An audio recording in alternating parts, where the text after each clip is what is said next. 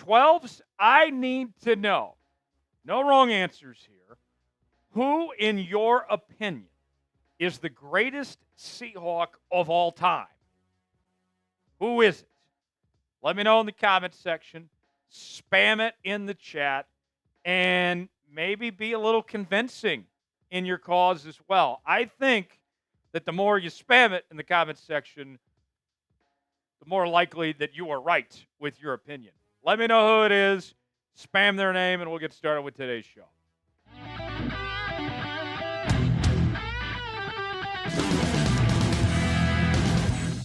Welcome into this edition of Seattle Seahawks Today, powered by Chat Sports. I am your fearless leader, Tyler Jones, here with you. Thanks for joining us. Got a loaded show ahead. The latest from OTAs, as we will let you hear from Seahawks head coach Mike Macdonald as he is defending his quarterback, Sam Darnold. We'll explain more on that coming up in just a bit. Also, got an update on Jalen Milroe and his situation, how he's performing in OTAs. All of that and more coming up on today's show. Let's start with the latest from Mike Macdonald. Macdonald did an interview with Seattle Sports Radio this week, and he was asked about Sam Darnold and the question about, are they for certain that he is the guy, that he is the QB1 for this Seahawks team entering 2025? And it's a fair question to ask.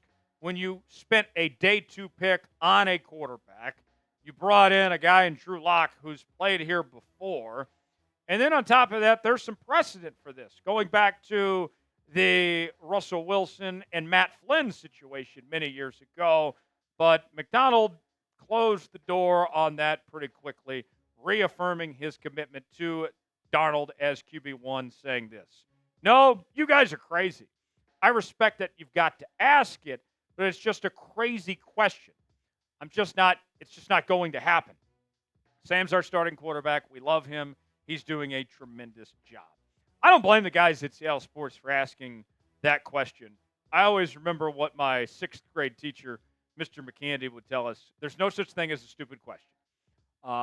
And I have lived my entire life based on that, and it has pissed some people off in press conferences in the past. So I get it, why the guys at Seattle Sports asked that question. I think it's a very fair question. But the context of why it's being raised, if you go back to Monday's OTAs practice, Sam Darnold had his fair share of struggles. 2 interceptions in 3 plays in the red zone. But at the end of the day, it was one bad practice going up against a very good Seattle Seahawks defense. I think everybody just needs to calm the F down. All right, calm down. Everybody has a bad day. Everybody has those ways. I think, was it Miley Cyrus, Hannah Montana that said that many years ago? I mean, it's going to happen. Not everything is going to be perfect. And Sam Darnold had looked very good before that. So I'm not going to overreact. I know this time of year, everybody is looking for some reason to throw a hissy fit and complain and bitch and moan. But relax, Francis. And I agree with Mike Macdonald. Sam Darnold, that's my quarterback. That's my guy. Ride or die with Sam Darnold. That's my quarterback, as Terrell Owens would say. Until proven otherwise, there's no need to consider making a change at this point. He is the guy for Seattle. We'll have more from Macdonald in his comments, and also talk about Jalen Milroe coming up in just a moment. Let's ask you, who should be QB1 in your eyes? Is it Sam Darnold? Are you riding and dying with Sam Darnold? Or do you like Drew Lock potentially? Or Jalen Milroe? It's our pinned comment today. You might get an ad break while the ad's playing. Let us know. Type SD for Sam Darnold, DL for Drew Lock, JM for Jalen Milroe. Chime in the comment section and let me know what you think. Now, while there is precedent, I will acknowledge that, going back to the Russell Wilson, Matt Flynn situation, 2 things that are different about today's circumstance compared to what happened back then. Number one, Sam Darnold is a much better quarterback than Matt Flynn ever was. And Matt Flynn had never been a full-time starter before. He did not have the tape, the resume that Sam Darnold did. And number two, Russell Wilson was much further along at this point than what Jalen Milroe was. So I don't think just because there's precedent doesn't mean it's the same exact circumstance. It's not at all. Macdonald saying this in the same interview, God forbid you're the worst player of all time because you made one bad throw or one bad decision. That is not what we're trying to build. We want these guys to go prepare the right way, and then when they go out on the practice field, go freaking let it rip, and then we'll go fix it. We've got time. It's June 3rd. They're going to get plenty of reps. We'll get those things fixed. Stand by Sam. I mean, the guy literally just showed up. Literally. This is the first time we've seen him in a uniform. He had one bad day. It happens. And just because he had one bad practice doesn't mean that this is what it's going to be, okay? Now, on the flip side, I would also say, just because Sam is the guy doesn't mean we shouldn't see Jalen Milroe either. I'm not calling this a quarterback controversy by any stretch of the imagination. Far from it, actually. But as we've stated on this show previously, there will be a role for Jalen Milroe. It will be similar to what we saw in Trey Lance's rookie season with the San Francisco 49ers, where they'll have some red zone and goal line and potentially some wildcat packages to work him in. He's too talented not to take advantage of his athleticism and be on the football field. Macdonald said that Sam will play over 90% of the offensive snaps. That works for me. I think that's a very good number for Seattle to hit. You've invested too much into Sam Darnold to at least not give him a damn chance. And then we can have a discussion later on down the road if he struggles in a live game scenario. Forget about a damn OTA practice, for crying out loud. Or if he gets hurt and one of the other guys steps up and does a better job, then you could potentially go from there and make a change. But right now, are we serious? We're not serious. Come on.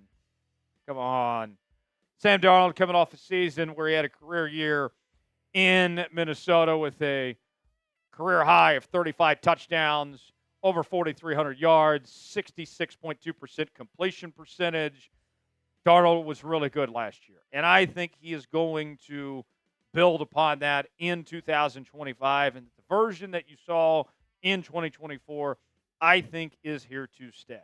Now, let me ask you this, my friends. Will Sam Darnold start all 17 games this season for Seattle? You got two options here. Type Y for yes, N for no. Chime in the comments section. Tell me what you think if Darnold is starting all season or not. Now let's talk Jalen Milroe. According to some new reports out of OTAs, Milroe is getting reps as the Seahawks QB3 behind Sam Darnold and Drew Lock. That he has a ways to go before potentially moving up that depth chart at this point. That he's not there just yet. Here's more from our guy Seattle Bob writing this. As for Jalen Milroe, the third-round pick exclusively ran the third-team offense and didn't get as many plays as the other two, Darnold and Lock. But he connected at one point with fellow rookie Elijah Arroyo on a fade route in the end zone. Now, before you freak out again, my friends, that's the way it should be. Milroe's the rookie. All right? Nothing should be handed to him on a silver platter. They need him to go out there and earn it. And if he earns the opportunity to be the QB2, that's great. I think that would be a really good sign. But he's got to earn it first and put in the work. And there's a lot of things he's got to do before he potentially takes on that next step. The folks at NFL Rookie Watch gave an update on Milroe and said the following. Jalen Milroe reportedly struggled in his first on-field impression as Seahawks QB3 at OTAs today. Milroe was reportedly missing behind receivers left and right during the 11-on-11 portion of practice.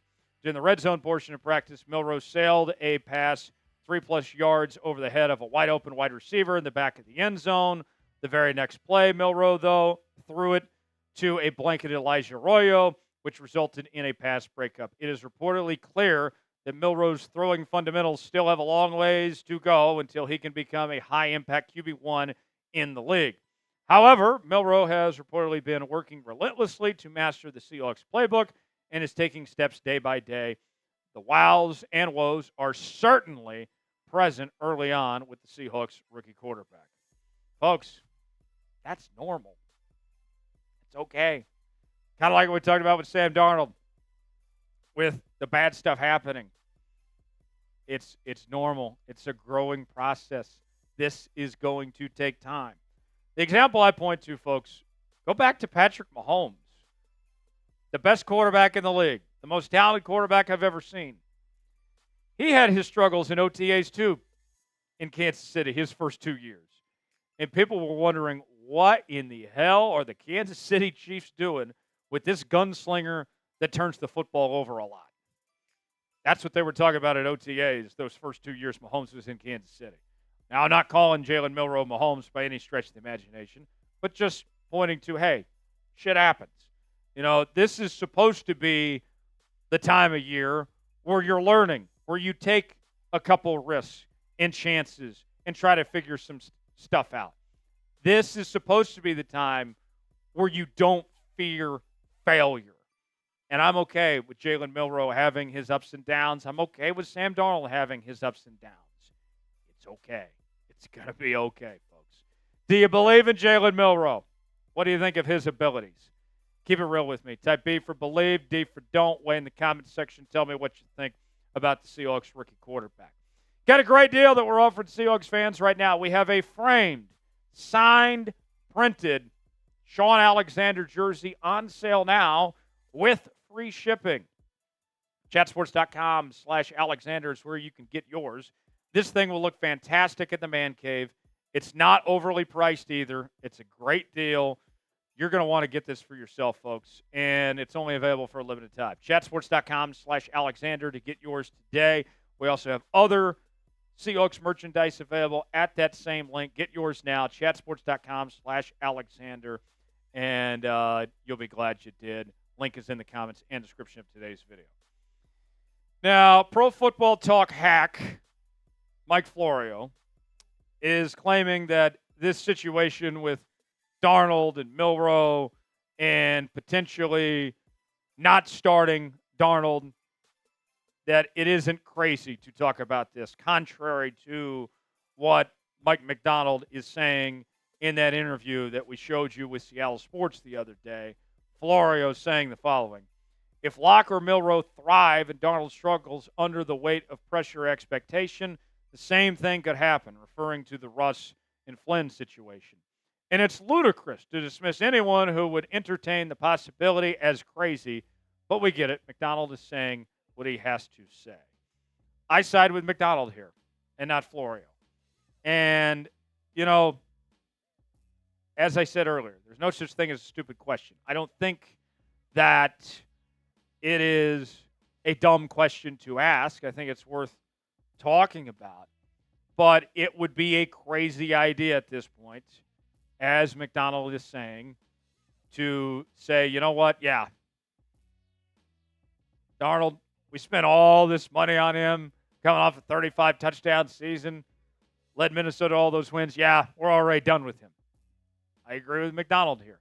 I think you have a right to ask this question, but it's crazy to think that anything's going to happen unless Sam actually falters. And it's got to be in a live game scenario when it actually matters. All right? So sometimes we get ahead of ourselves, and I think this is one where we're kind of jumping the shark here if we think that Sam isn't going to be starting week one, barring some major injury of some sorts. This is his team, and that's the way it should be. Folks, thanks for watching this edition of Seattle Seahawks Today. If you made it to the end of today's video, that means you're a real member of the 12s. Spam 12 in the comments section. We'll see you next time here on Seahawks Today.